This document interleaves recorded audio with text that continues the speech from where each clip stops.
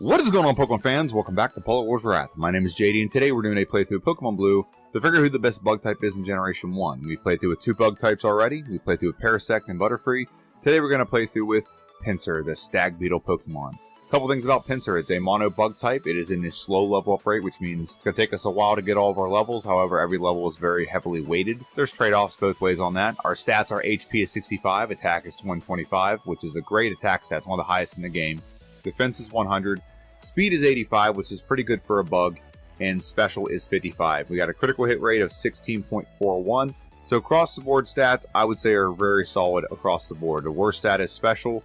However, it doesn't really affect us when it comes to attacking because we don't have any special moves anyway. It will affect us a little bit on the defense, but with our high attack stat, we're going to one-shot a lot of things. Really the trade-off you have with this Pokemon. On the right side, you're going to see our moveset. We have Vice Grip. We start the game with. It's a 55 base power move, 100% accurate. It's not a bad move, but it doesn't work great against Brock because he has Bide, and we're not going to knock it out easy, so we can have all of our stuff dealt back double, so it can be pretty risky going into the Brock battle. That's why you're going to see we're actually at a decently high level before you go in, just because of our lack of versatility in that battle. We also get access to Seismic Toss. Now, Seismic Toss brings up a theory with this Pokemon that it should have been bug fighting, because it gets access to a fighting move via level up. It also gets access to Submission. So I kind of see the argument there. They didn't make a bug fighting move till Gen 2, however, which was Heracross. However, I do get the argument, but in this game, we're just going to do bug type. Maybe in the far distant future, we'll play through and see how this Pokemon does if we switch its typing, but that's way down the road. We also get access to Guillotine, which is worthless. It's a decent enough move if it hits. If it hits, it'll one-shot. However, 30% accurate, that's wildly unusable in a lot of playthroughs. We also get access to Focus Energy, which actually we're not going to use. Because Focus Energy, what it's supposed to do is make it 4 times more likely for you to critical hit. But this actually makes it 4 times less likely. It's a coding error, so the move is absolutely worthless. Harden would be useful if we didn't have Swords Dance. But we're going to get Swords Dance via TM long before we get Harden. Slash is pretty good, but it doesn't work well with Swords Dance, which is what our strategy is going to be from like the mid to the end game, is using Swords Dance to badge boost and then attack. And then we would get Swords Dance via level if we didn't get it via TM, but we're going to get it long before that. TMs, like I said, Swords Dance, the best badge boosting move in my opinion. It ups our attack stat by 2 stages. That can be done 3 times. Toxic, we're not going to use. Body Slam, definitely going to use Takedown, Double Edge, Hyper Beam. A bunch of those moves we might use. Probably not going to use Takedown, but Double Edge and Hyper Beam are definitely contenders. Submission, it's very expensive to get, but it can be used, I guess. Seismic Toss via TM, we'll probably get that via TM long before we get it via level up. But what it does is 1 damage per level that you have. So this is not a stab move. So there's only 1 stab move we'd have if we were bug fighting, which is Submission, which, again, very powerful move because of our high attack stat, but it's just not in the cards for this Pokemon. Rage, I'm not going to use Mimic. We will use to make sure we can badge boost and maybe copy a move from the opposition, maybe to heal. Double Team, not going to use Bide, Rest, Substitute, Cut, and Strength. Those are all of our moves. We're only going to use a handful of them. But without further ado, let's dive into this playthrough. So the first battle since our arrival, as per tradition, we are a beetle, so we named our rival Dung, and we named our Pokemon Vice. Vice Grip will 2-shot the Charmander, knocking it out pretty easy, super easy, barely inconvenience. And we're going to transition, there we go, right into our second rival battle, and he's going to come out with a Pidgey. Now, Pidgey is a flying type with no flying moves, and we are a bug type with no bug moves, so Vice Grip will be a 3-shot on the Pidgey. We just don't want to get Sand Attack, very good. And Charmander is a non-factor. He does growl us, so we don't get to 2-shot it. However, we do get a 3-shot. He does not have Ember in this battle. Charmander doesn't get Ember until level 9. So we get the win and move right onto the Bug Forest, and we're going to face all the trainers in here just to make sure we get a good enough level. I'm not going to talk too much about the battles in here. We just don't want to get hit by Weedle's Poison Sting. It's not going to be super effective because we're pretty bulky. However, we are weak to it. And in this circumstance, we're just, like I said, just want to get the wins. And we also don't want to get poisoned. Well, we do have an antidote, so it's not the worst thing in the world. But we do get poisoned in this battle, and Cocoon ends up being a 3-shot. A couple things about the Brock battle real quick. So Brock, like I said, is a rock type. You'd think with this Pokemon being pretty powerful, we can go in like a lower level. It's not the case. So Butterfree, I believe, we beat the elite, we beat Brock at level 11. We can't do that with this Pokemon. Vice Grip is resisted by Brock. He's a rock Pokemon. He doesn't have any rock moves, so we don't have to worry about taking super effective damage against us. We still have to take on the rock type, and we still have to take on Bide. And the Million Light Years trainer goes down to 2 hits on his Diglett. Diglett's pretty frail. and Sandshrew comes out. And the only thing you don't want to happen here is don't get Sand Attack. We do get Sand Attack, but it doesn't affect our ability to knock out the Sandshrew. So we leave at level 12 and come back at level 14 and face Brock. We're at 10 minutes, 20 seconds, and even at level 14, we're not doing a lot of damage to Brock. What we just hope for is some critical hits like that, so you can subsidize the damage, and we're just gotta whittle it down. Geodude's not gonna do a lot to us. We do have good defense as well, so 1 or 2 hit points every time tackle is done. And so now we can only go for Vice Grip. We can't counter by game. We can't do like Focus Energy or something or whatever and counter it. We have to just attack into it. And when it unleashes, it does so much damage. Look how much damage that did. So he does bite again. And this looks like we're going to lose. However, if we get a critical hit, we're going to knock it out, which we do. So we get a win over Brock and Wakanda Forever. And that moves us right into Mountain Moon. And Mountain Moon, there's nothing really here. I really can think this Pokemon should be able to do Mega Punch, but it does not. So all we can do is get a rare candy and maybe an ether and fight this dude at the end of the tunnel. He's going to protect his fossils, and we're going to one-shot across the board. Very good. We beat Super Duper Nerd, grab the Dome Fossil. All hail the Dome Fossil. I know if I didn't tell you, you're going to ask. Actually, now that I think of it, go ahead and ask. Comments are great for the YouTube algorithm. Shout out to my driver. That transitioned us into our battle against our third rival. He's going to bring out a Pidgeotto. Still doesn't have a flying move, thank goodness. So Vice Grip's a 2-shot on the Pidgeotto. Vice Grip's a 1-shot on the Abra. Is Rattata a 1-shot? It is. And now Charmander comes out. Is Charmander a 1-shot? Nope. But we do get a 2-shot. We take very little damage. And we beat our third rival. And that moves us right into Misty's gym. Now, facing Misty right after Mountain Moon wasn't worth it. Didn't make sense. So right now, we're just going to go ahead and attack. But, sorry, we did add a move. We did add Seismic Toss. So Seismic Toss does 1 damage for every level. So it looks like we're going to 3-shot the Starmie. No critical hits on their Bubble Beam. So it's a pretty easy win over Misty. And that moves us right onto the SS Sand. Now, the SS Sand is where we're going to get a big level up to our moveset. We're going to go in here, and we're going to face this one trainer. This one trainer is going to come out with a Nidoran Male. Nidoran Male goes down. Oh, we had a Gen 1 miss there, so we miss Nidoran Male. But we get the knockout. We level 26, and we grab this TM right here, TM08, which is Body Slam. Now we're going to save and go into our 4th rival battle. And now that we have Body Slam, we have a much more superior move to Vice Grip. Probably Vice Grip's still going to be useful for a while, but Body Slam is going to one-shot the Pidgeotto. And I'm very confident we one-shot across the board here. 1-shot on the Rattata, 1-shot on the Kadabra, and we one-shot the Charmeleon. We do. We OHKO. We actually critical hit there. So we beat our rival, and that moves us right into our battle against Lieutenant Surge. Now, we don't have a weakness here, so we just go right in, and I'm pretty confident in how this is going to be. So we go in, and Body Slam's going to one-shot the Voltorb. Pikachu's going to get one-shot by Body Slam as well. Is Raichu a one-shot as well? It is. Critical hit. Don't know if that mattered. But we get the win over Lieutenant Surge. And that transitions us right into Rock Tunnel. We're going to face Boomer the Hiker. Boomer the Hiker is going to come out with his Geodude. Still resisted to our normal moves. Look how much that did. So Seismic Toss is the better play here. Because 2 Seismic Tosses at level 29 will one-shot all 3, or 2-shot all 3 of his Pokemon. We just don't get hit by Self-Destruct. Self-Destruct would probably knock us out right there, but we get the win. Move right on to Celadon City, where we're going to go ahead and take on our first Giovanni fight. Giovanni's going to come out with an Onix. 2 Seismic Tosses will knock out the Onix. It has less than 62 hit points, so we get the knockout there. Rhyhorn has 76 hit points, so it's going to take 3 Seismic Tosses. So very good there. And then our last Pokemon we have to face is Kangaskhan. It looks like it's going to be about a 3-shot.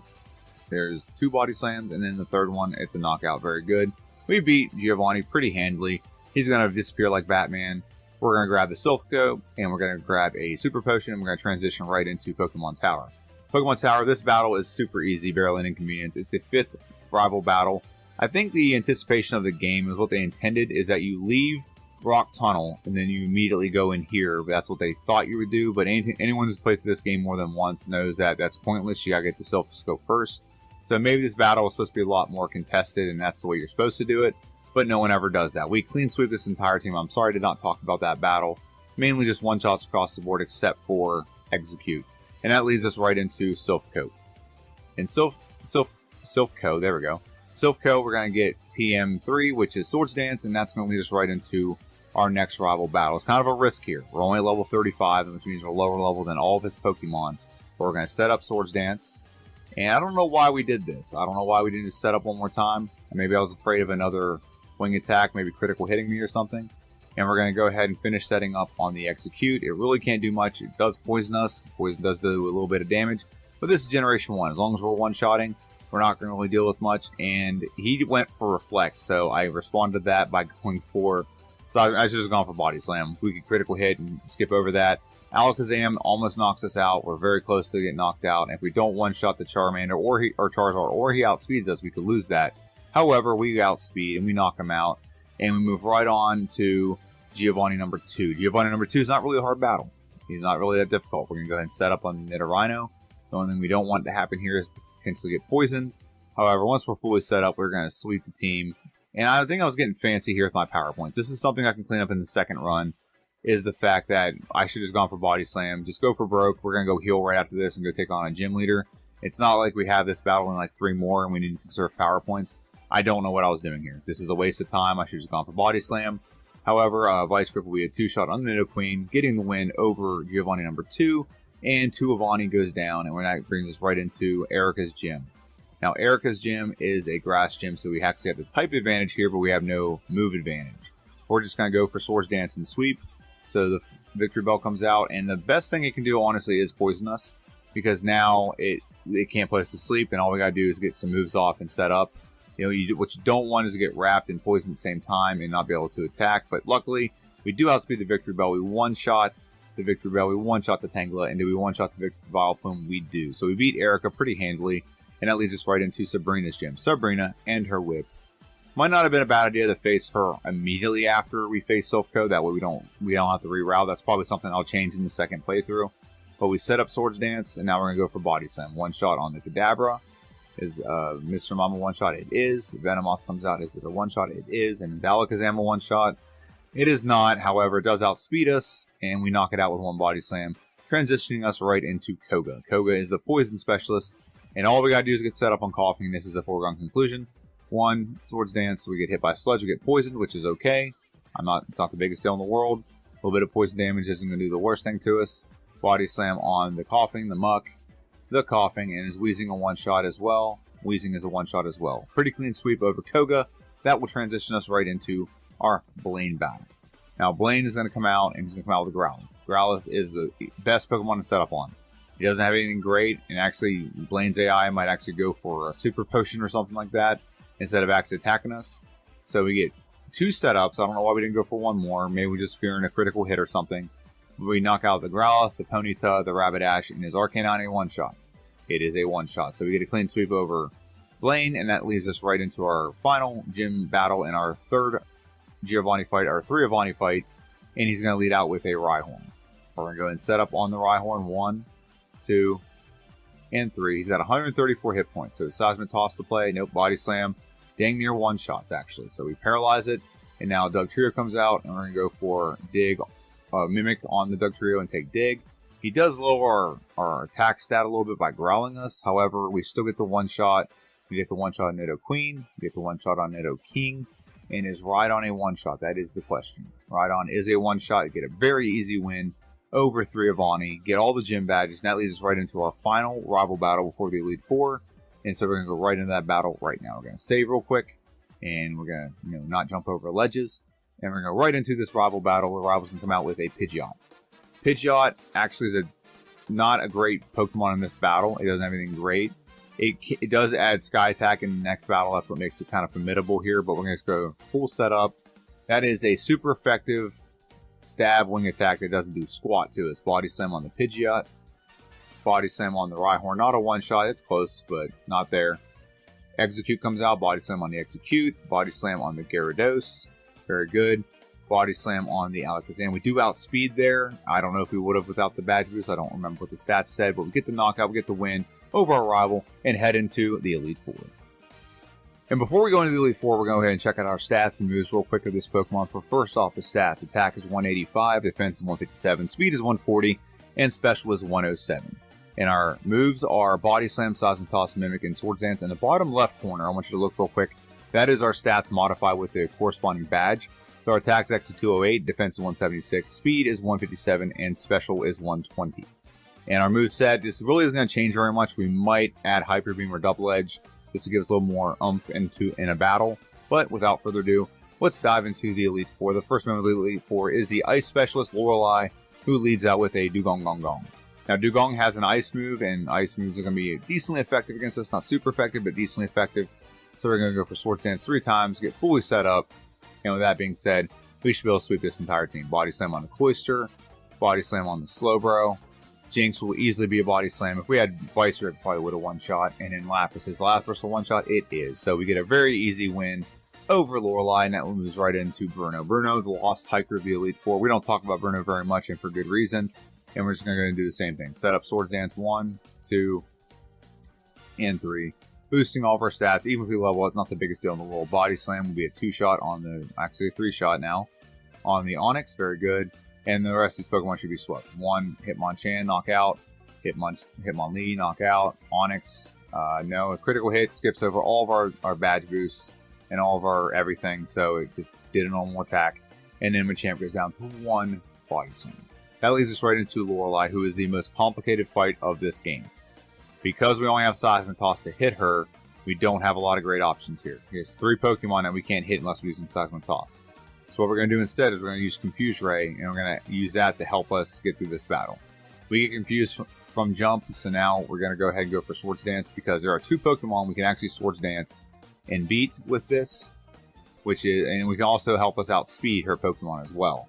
So Swords Dance, one more Swords Dance would help that out immensely. We do confuse the Gengar. Seismic Toss looks like it's going to be about 2-shot, very good. Golbat comes out. We should have gone for Swords Dance again, because that gives us another boost in our stats. However, we're going to go for Seismic Toss. Is it a 2-shot? No, it's a 3-shot. Super Potions kind of aren't great right now. We do get knocked out by the Haunter. And that is our first reset of the game at 55 minutes and 7 seconds against Agatha. There's only 2 trainers after Agatha, so got close to getting through the whole game without taking any issues. So Seismic Toss will be a 3-shot. Go for Hypnosis on the Golbat, and he wakes right up, which is stupid. But he wakes right up again. Oh, and we just can't hit his sleep. We can't not hit Hypnosis. There we go. Swords Dance 1, Swords Dance 2, and Swords Dance... Nope, don't need Swords Dance again, do we? We do, okay. It's not really that big a deal. We only have one other Pokemon. I'm pretty sure Arbok will go down to two setups of Swords Dance, not 3. And we only have Seismic Toss, which doesn't even use our badge boost. So we get the knockout. We're going to knock out Arbok with Body Slam, so that was the whole benefit of Body Slam. And now Seismic Toss. We have plenty of power points left, so it's not really an issue. We have a decent amount of health, so even if he hits like a Nightshade a couple times, he's not going to knock us out. We get a pretty confusing, but pretty convincing win over Agatha. And that moves us right into our battle against Lance, the Dragon Trainer of the Elite Four. And he's going to lead out with a Gyarados. Gyarados is not a bad Pokemon to set up on. Body Slam 1, Swords Dance 1, Swords Dance 2. He also has a tendency to go for Leer, so that'll help boost our stats. And now we're just going to sweep his team. Body Slam on the Dragonair, Body Slam on the second Dragonair. Aerodactyl comes out, 1 Body Slam on Aerodactyl. It critical hit, kind of screwed us there, and it could have been bad if he crit on that Hyper Beam, but we one-shot the Dragonite, and it moves us right into our rival battle. Our final rival of the game, the championship fight. Let's see how this bout goes. First Pokemon is Pidgeot. Pidgeot does have a very effective move against us, so we're going to go ahead and go for Hyper Beam on the Pidgeot. It's a one-shot, very good. We do not want to get hit by Sky Attack. Probably would one-shot us. And we're going to Mimic Recover on the Alakazam, and that's just giving us the opportunity to recover some health. And we're going to get one more turn of setup, Hyper Beam on the Alakazam. It's a knockout, very good. That leads us right into Rhyhorn. Rhyhorn, we're going to do our final setup, and what we want Rhyhorn to do, which I don't know why I'm waiting for this. I should just gone for the knockout, because what we want him to do is go for Leer, so it ups our attack stats again. However, we don't need that. We don't need that right now. We are fully maxed out on our attack stats, so this took a couple seconds that we can shave off the final run, or I should say the second run. Double Edge is a one-shot on the Gyarados, and is Double Edge a one-shot on the Charizard? It is. So we beat the game at 58 minutes and 47 seconds. And with Oak there, he's going to go ahead and lock us into the Hall of Fame.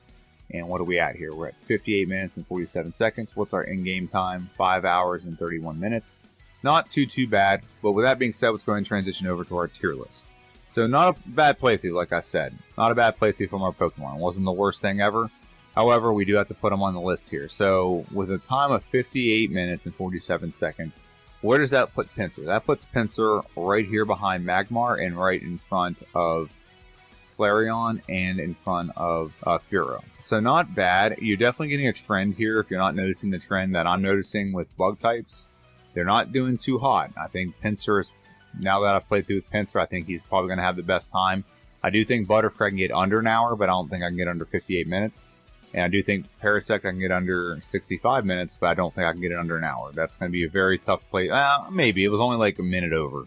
Seeing some things I did in the Pinsir playthrough, I don't think we need as high a level. I could probably avoid some levels and just progress a lot faster. So I do think there's some room for improvement there, but you're noticing a trend here. The bug types aren't great. Not great at all. And the next bug type is Venomoth. Venomoth, I don't think it's going to have a good time either. I think it's going to be very difficult. I don't think Scyther's going to have a good time, and I definitely don't think Beedrill's going to have a good time. Bug types weren't just made that well for Generation 1, and I did a video on Wednesday. If you haven't seen it, I recommend you go check it out. That video does a scenario play out of what if Butterfree was the Psychic type, Psychic Bug, rather than being Bug Flying. I recommend you go check that out if you want to see a pretty unique perspective on the Pokemon. It actually drastically changes its makeup. It's not like it was with Gyarados. If you didn't see my Gyarados, what if we changed its typing from Water Flying to Water Dragon? And I didn't think it really impacted the Pokemon all that much. However, I do think it drastically impacts Butterfree, and it definitely changes that dynamic of why people get Butterfree. Most people get Butterfree to get through and beat Brock and then just get rid of it. This would definitely change that dynamic. Being Bug Psychic definitely changes that dynamic of what this Pokemon can be used for. It's basically a Psychic Pokemon you can get one of your first few routes you get in the game, so drastically different. But back to Pinsir, I think Pinsir did pretty well, and I think I can definitely improve on this time, and it's going to be a good challenge for me to get a really good time out of this. I'd like to get him in the sub 55 run, so we'll see about that. But without further ado, that's my video. Thank you all for watching. Thanks for stopping by. Don't forget to like, share, subscribe to this channel. We are climbing up in there. I'm trying to get to 1,000 subscribers. That's the ultimate goal. That's the next goal, I should say. So you subscribing really helps that out.